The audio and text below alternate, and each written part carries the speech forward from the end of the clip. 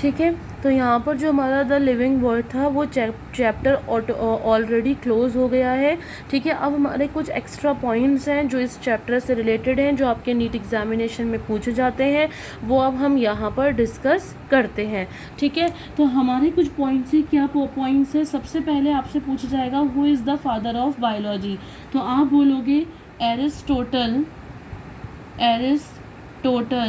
was the father of biology.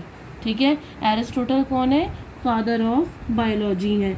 ठीक है, उसके बाद आप बोलोगे कि उसके बाद आपसे क्वेश्चन पूछा जाएगा कि टर्म बायोलॉजी जो है वो किसने दिया था। तो आप बोलोगे कि जो बायोलॉजी टर्म है, ठीक है, बायोलॉजी वर्ड जो है, बायोलॉजी टर्म जो है वो लेमार्क ने दिया था। बेटा ये सारी चीज़ें अच्छे से याद कर लेना। 1744 में ये बॉर्न हुए थे, 1829 में ही इनकी डाई कर गए थे। ठीक है, उसके बाद फादर ऑफ बॉटनी किसे कहते हैं? फादर ऑफ बॉटनी किसे कहते हैं? तो आप बोलोगे फादर ऑफ बॉटनी कहते हैं थियोफ्रेस्टस को। थियोफ्रेस्टस को 370 से लेकर 207 BC तक ये थे। ठीक है, इसके बाद एरिस्टोटल को फादर ऑफ बायोलॉजी भी कहते हैं और फादर ऑफ जूलॉजी भी कहते हैं। ठीक है, फादर ऑफ बायोलॉजी भी कहते हैं, फादर ऑफ जूलॉजी भी कहते हैं। और बॉटनी के फादर कौन है? थियोफ्रेस्टस है। ठीक है, बायोलॉजी टर्म किसने दिया था? टर्म बायोलॉजी किसने दिया था? लेमार्क ने दिया था। ठीक है, उसके बाद हम बात करते हैं कि फादर ऑफ जेनेटिक्स कौन है? फादर ऑफ जेनेटिक्स कौन है? तो ये आपको याद रखना है, जीजे मेंडल है।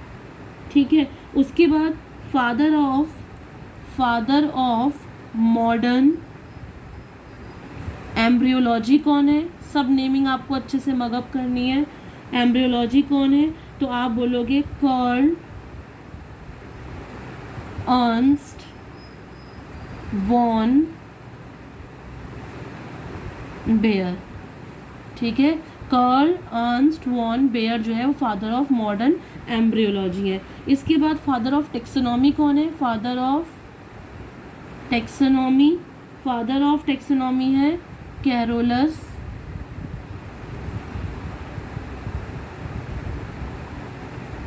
लीनियस।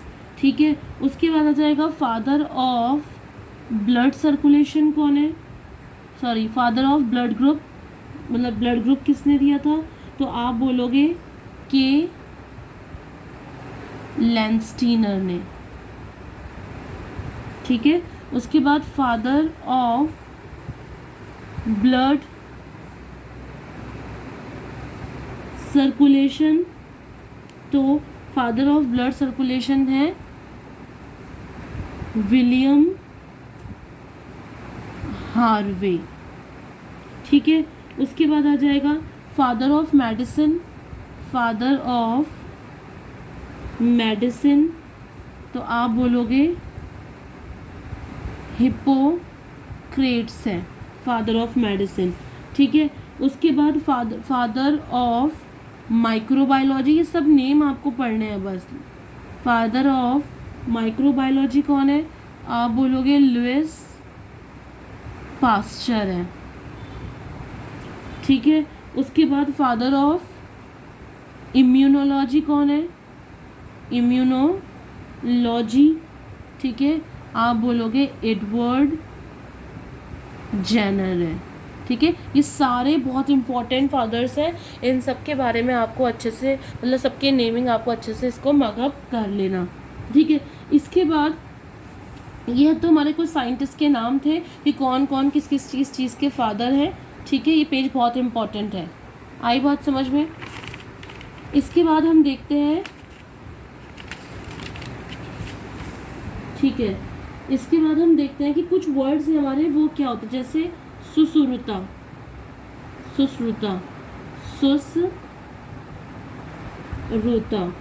ठीक है, सुश्रुता में हम क्या करते हैं?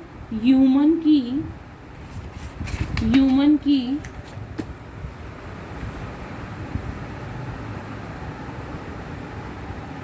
एनाटॉमी, ठीक है, ह्यूमन की study human anatomy on dead bodies, ठीक है, अब ऑन डेड बॉडीज, ठीक है, जो डेड बॉडीज होती है ना उन पर ह्यूमन के स्ट्रक्चर को पढ़ना, यानी कि जो डेड बॉडीज होती हैं उनको उनका क्या करना, उनका डायसेक्शन करना, समझ में आ रहा है, डेड बॉडीज का डायसेक्शन करना और फिर उसकी स्टडी करना, उसको हम बोलते हैं सुश्रुता। जैसे डेड बॉडी आती है ना तो उसकी चीरफाड़ करते हैं, उसके अंदर की सारी चीज़ें देखते हैं कि उसके अंदर लीवर कहाँ है, सारी स्टडी करते हैं उसके बारे में, किडनी की स्टडी करते हैं, तो उसको हम सुश्रुता बोलते हैं, ठीक है। उसके बाद सुश्रुता क्या होता है, अगर हम नोज की, ठीक है, प्लास्टिक सर्जरी कर रहे हैं, नोज की प्लास्टिक सर्जरी कर रहे हैं, ठीक है, तो इसको बोलते हैं राइनोप्लास्टी, समझ में आ रहा है। उसके बाद कैटरेक्ट, जिन लोगों को मोतियाबिंद हो जाता है, कैटरेक्ट की प्रॉब्लम होती है, उनके लिए हम करते हैं ऑफ्थेल्मिक सर्जरी, आँखों की सर्जरी करते हैं, ठीक है। आगे बात समझ में। इसके बाद एक वर्ड और है, डेट इज चरका। चरक किसे बोलते हैं, चरका किसे बोलते हैं, ठीक है। इसमें हम क्या करते हैं, जो चरक है इसमें हम कॉन्सेप्ट ऑफ डाइजेशन डिस्कस करते हैं कि डाइजेशन क्या होता है, ठीक है, मेटाबॉलिज्म क्या होता है, मेटाबॉलिज्म में आपको बता चुके हैं हमारी बॉडी के जितने भी केमिकल रिएक्शंस हैं, और इम्यूनिटी क्या होती है, इनके बारे में डिस्कस अगर हम कर रहे हैं, ठीक है। अगर हम डाइजेशन का कॉन्सेप्ट समझा रहे हैं, मेटाबॉलिज्म का कॉन्सेप्ट समझा रहे हैं, इम्यूनिटी का कॉन्सेप्ट समझा रहे हैं, तो उसको हम चरका बोलते हैं। आ गई बात समझ में। इसके बाद आता है ओके, इसके बाद आपका आता है कि लुईस पास्चर।